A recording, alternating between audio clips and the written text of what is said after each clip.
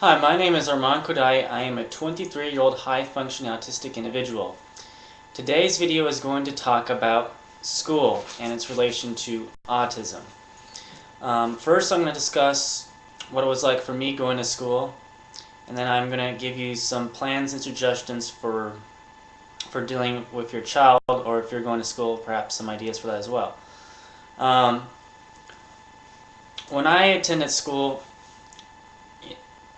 initially they did not want to offer any help until I had a diagnosis, which was in the 3rd grade, and even then they were very reluctant to offer help. I had an IEP drawn up, and they did not want to meet those requirements, which I understand a lot of parents are still going through that to this day. Now, this was back in 1995, I believe, and in the 4th grade they started doing a little bit more. They kind of worked on my handwriting. They didn't. It wasn't until actually the 11th grade that I got a speech therapist, which was very helpful. In middle school, they gave me a kind of a laptop thing because they didn't want to deal with my handwriting issue. And so overall, it was a huge struggle for my mom dealing with the school system. So for those of you that are struggling with the school systems, this is what you need to do. The schools need to respect the child's IEP, and they have an obligation to make sure that they follow it. Now, if the school refuses to offer you help, or they put you through hoops and ladders and they try to BS and do this, that, and the other, what we have to do is, there's IEP lawyers. Try to look into an IEP lawyer, because they exist, and they will do their best to make sure that the schools follow through on what they're supposed to, or else they will get sued. And to be honest, these schools, you should not have to go through hoops and ladders and all this blabber just to try to get your child a little bit of help. It is horrible. It's disrespectful for you, the child, and the community as a whole. The schools are here to teach, provide services, and they need to follow through on that obligation. Moving on,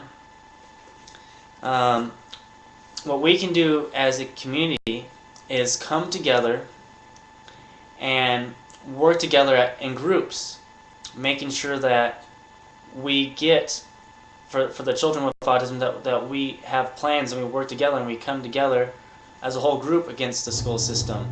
Attend as groups of parents, attend those parent-teacher conferences. Get the best IEP lawyers out there. Have them, with your support groups, talk to the IEP lawyers. Make things happen. We need to work on this together, and we can. And on a little side note, I just want to mention, for a lot of parents out there, I know that a lot of parents feel as if that maybe they did something wrong for the way their child is, or they want to blame vaccines or whatever the case is, because you feel like you did something, somehow your child is this way because of bad parenting. That isn't the case. Your child is the way they are, but there is always good in the end. It's a challenge, yes, but it is not your fault that your child has autism.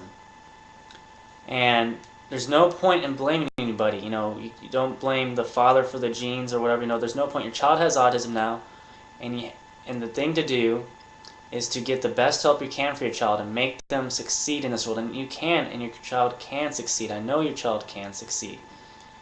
And with that in mind, yes, it can be a battle of the school systems.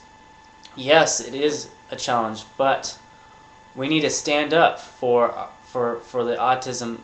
You have to stand up for your children. We have to stand up as a community as a whole. And so let's do that. If the school's not going to respect us, then we have to put some heat on them. By getting the IEP lawyers or whatnot. So let's make things happen. Alright, thank you very much, and have a wonderful day. Take care.